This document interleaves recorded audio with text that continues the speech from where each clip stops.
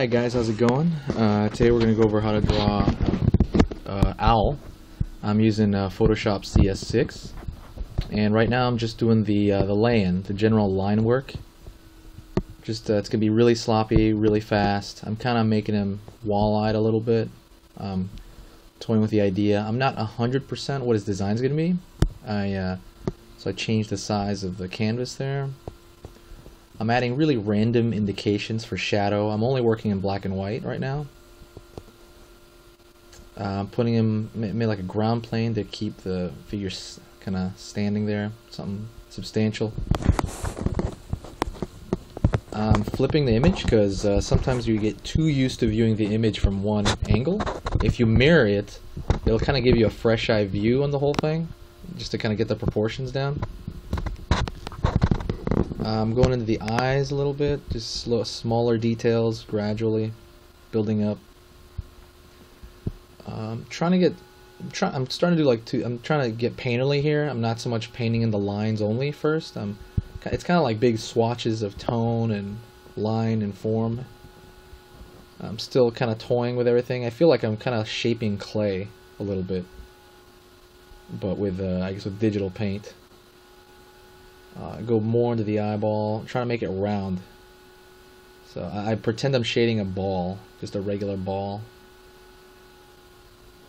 Kind of going over what design I want for its kind of a feathered ear section. I keep straightening that out.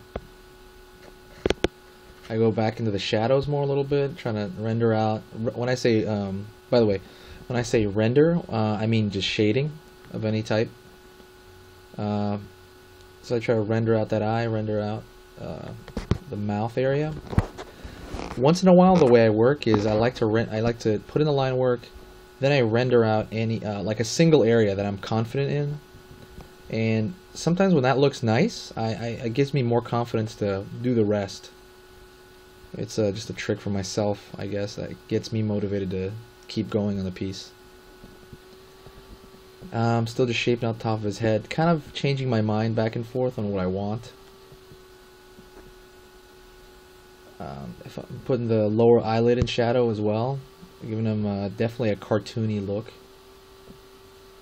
I'm flipping it again, because again, if you stare at it for far too long, you start to kind of lose sight of things. Things just start to look right, you know. And just like I said, mirroring it will let you see a lot of mistakes you were making.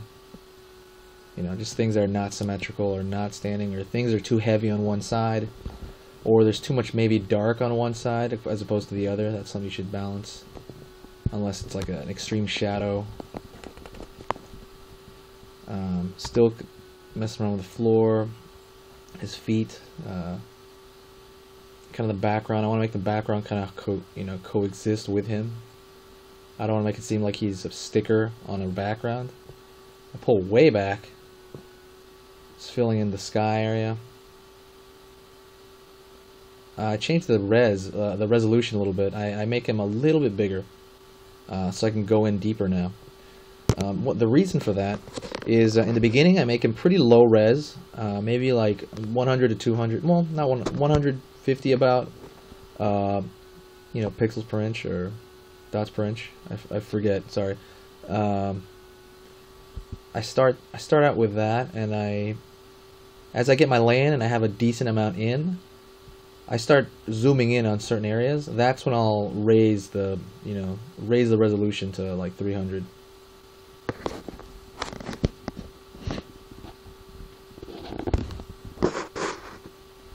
Still going on the eye. Try to make the eyes as much of a ball as I can. And the pupil, nothing with the pupil. I want the eye to bulge out. Sometimes if things start to get fuzzy on you when you're rendering or shading, the best thing is what usually that problem is when it's muddy is you need more contrast in your image. And when I say contrast, I mean the difference between the light and the dark. So if you have a big mess of gray in some areas, try putting in a darker shadow in areas that you want to pop out or show or stand out, or maybe the edge of the form. Put a darker shadow in there. and then start pulling out other things, like the white of the eye there, white, start pulling that out. And it'll start separating them. One shape will go back and one will go forward when you start darkening or lightening. Still messing around. Not really messing around so much, I'm just kind of like toying with it. I'm also deciding on what I want it round, but what do I want? Where do I want a highlight to come out? Do I want reflected light from his stomach? And there will be a little bit.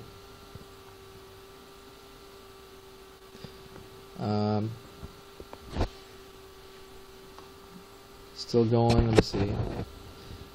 Oh, I duplicated the eye because I liked the eyes are gonna be more or less symmetrical, even though they are opposite. So what I did was I rendered out one eye to a decent level, and then I copied and pasted it over to his other eye.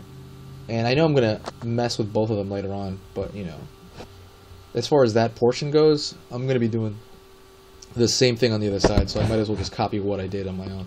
Now I'm going into the feathers. It's a little it's a little hard because they have so many little, especially like this, cartoonified feathers.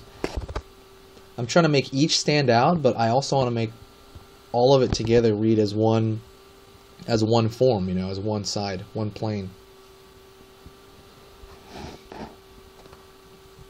Going back in the shadow. As you can tell, I go back and forth a lot because sometimes I fix one area and I don't like the other. Going back and forth in the low area. Again, I'm messing with the values of the background. See if we could fit into that. From this point on, I have a really general idea of where he's going to be, what expression he's making, where his eyes are going to be placed, where his mouth is going to be placed, things like that. So what I'm doing right now is I am just trying to pick at everything I can possibly pick at and straighten out edges that I don't like.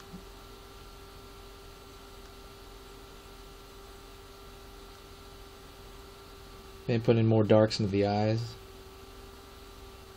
I'm wondering, I want to maybe separate that value up there. I think it's too close. I need maybe the top of his skull there.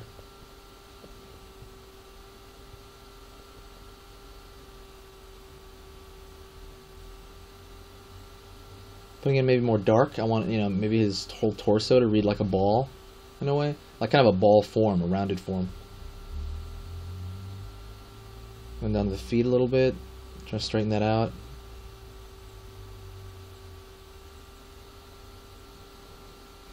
Again, something at this point is just seeming a little off, so I'm like reversing it. It's just a lot of minor things that are bothering me. But when you're doing this thing and you're the artist, when kind of like when you do your own things, the minor things that maybe most people won't notice, those minor things will plague you. They'll plague your mind like crazy. And honestly, I do this for, I guess I do this for other people, right? But you do it for yourself mostly. You do it because you want to show what you're thinking. You just find it fun and entertaining to do these things.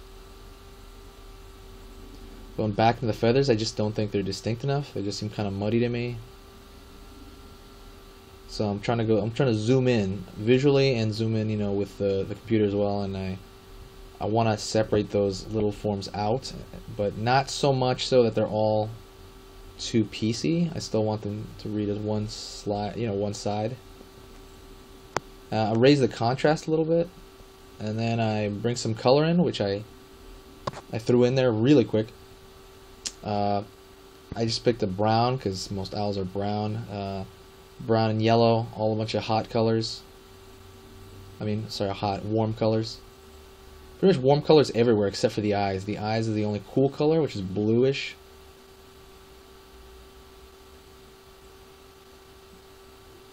Now I'm toying with this background here, like if I feel it's getting too muddy.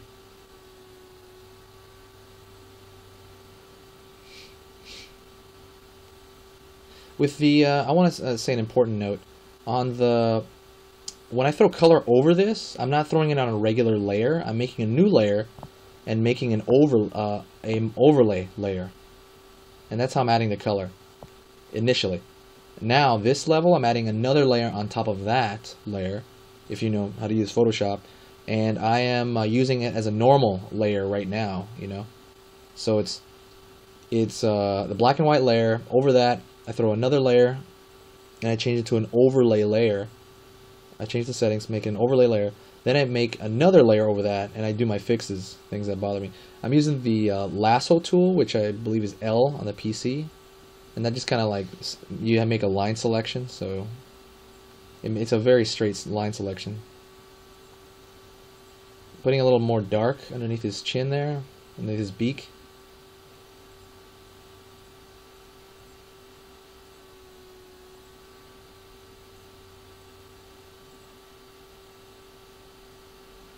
I zoom in and out constantly, just because I constantly do that because I want to see, you know, if it's looking right from far away, because that's what the first read you're gonna look at is boom.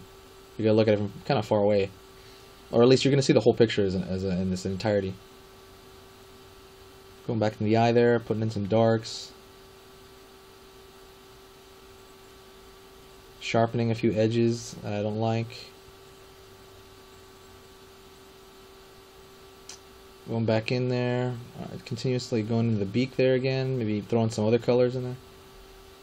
I throw some yellow into the eye as if it's reflecting, like the beak is reflecting into the eyeball. I start toying with maybe just kind of pulling back on any of the highlights, so I start messing with that. Like how much highlight do I want in this, you know? Adding a kind of a darker, I selected a darker color. It's just a kind of a bluish dark because I wanted some cool colors underneath.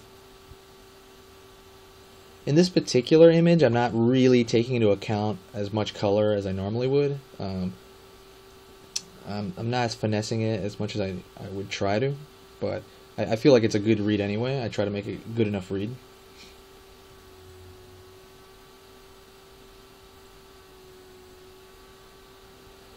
Still going back in, more just going back. It's a lot of pulling and pushing and pulling. Like I try to cover up a highlight, and I'm like, wow, I really don't like that. So I like pull it back, and I want that highlight back, you know.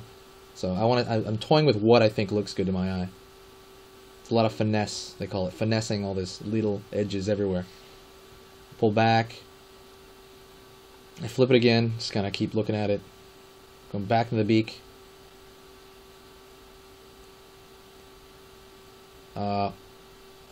See that. Go back to the eye there, throw a little more shadow on the eye.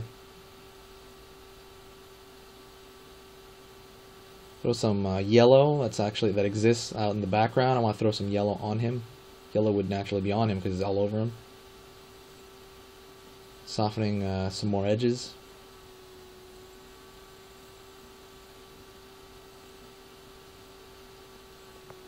Throwing in, just sharpening things out.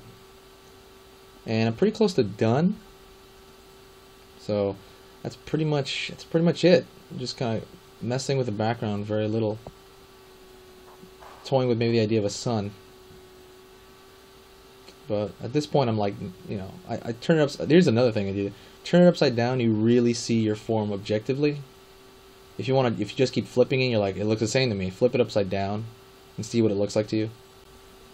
Alright, and that's about it, guys. Thanks a lot for watching my video, and please subscribe to my channel. And I really appreciate it, guys. Thanks.